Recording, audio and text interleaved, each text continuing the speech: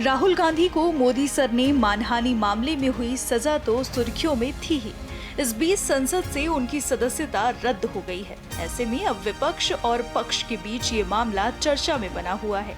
उनकी प्रतिक्रियाएं भी देखने को मिल रही हैं। विपक्ष के सभी नेताओं ने एकजुट होकर इस फैसले का विरोध किया है और इसे लोकतंत्र की हत्या करार दिया है। साथ ही भारतीय जनता पार्टी को भी आड़े हाथों लिया है।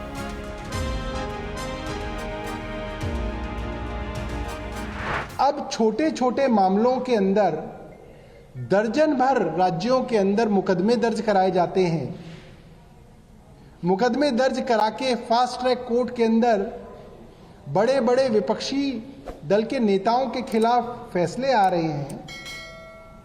ऐसे तो फिर प्रधानमंत्री जी सिर्फ खुद ही चुनाव लड़ ले।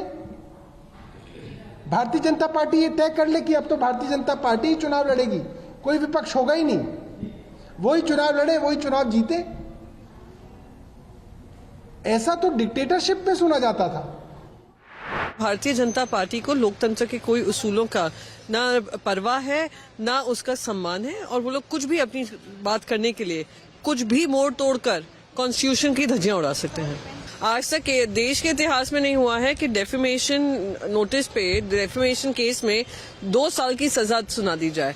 तो एक तो पहले जिस तरीके से सजा सुनाई गई उस पर स्टे नहीं लाया गया, हायर कोर्ट पे अप्रोच करने का समय है, उससे पहले ही आपने डिस्क्वालिफिकेशन कर दिया। ये बहुत ही शर्मनाक है। एंड आई थिंक ये जो ये परंपरा रही है देश के प्रजातंत्र की कि जब भारतीय जनता पार्टी के पास 2 MPs थे तभी भी उनको पूरा सम्मान विपक्ष का मिलता था, पर आप लोग उसको आए दिन कुचल रहे हैं, लोगों की आवाज बंद करने का काम कर रहे हैं। बेहद ही शर्मनाक है और दुखद दिन है प्रजातंत्र के लिए आज।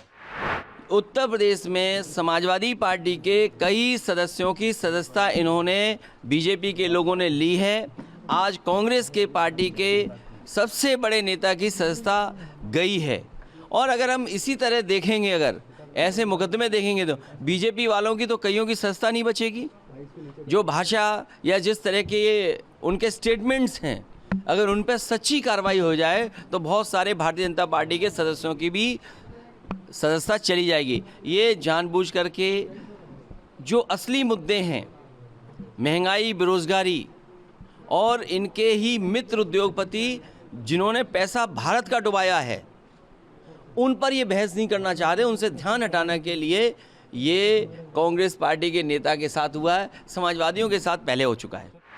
देखिए, ये शर्मनाक है, दुर्भाग्यपूर्ण है, और मैं समझता हूं संसदीय लोकतंत्र के इतिहास में इससे बड़ा काला धब्बा कुछ। जिस तीव्रता से ये निर्णय लिया गया, जिसके पीछे आधारहीन तथ्य और तर्क रहे। कल ही तेजस्वी जी ने, डिप्टी सीएम हमारे दल के, उन्होंने कहा था कि विपक्ष के दलों को अब ये सोच लेना है कि लड़ाई का तरीका क्या होना चाहिए।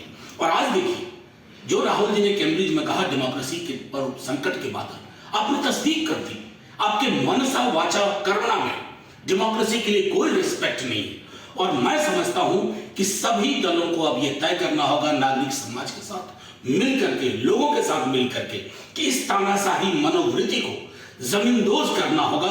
अन्यथा हिंदुस्तान का जो 75वें वर्ष आजादी में जो नुकसान हो रहा है ना, उसकी भरपाई कतई संभव नहीं होगी। ये सिर्फ राहुल गांधी का की लोकसभा सदस्यता रद्द नहीं हुई है, लोकतंत्र मृत घोषित हुआ है। आज official declaration of the death of democracy.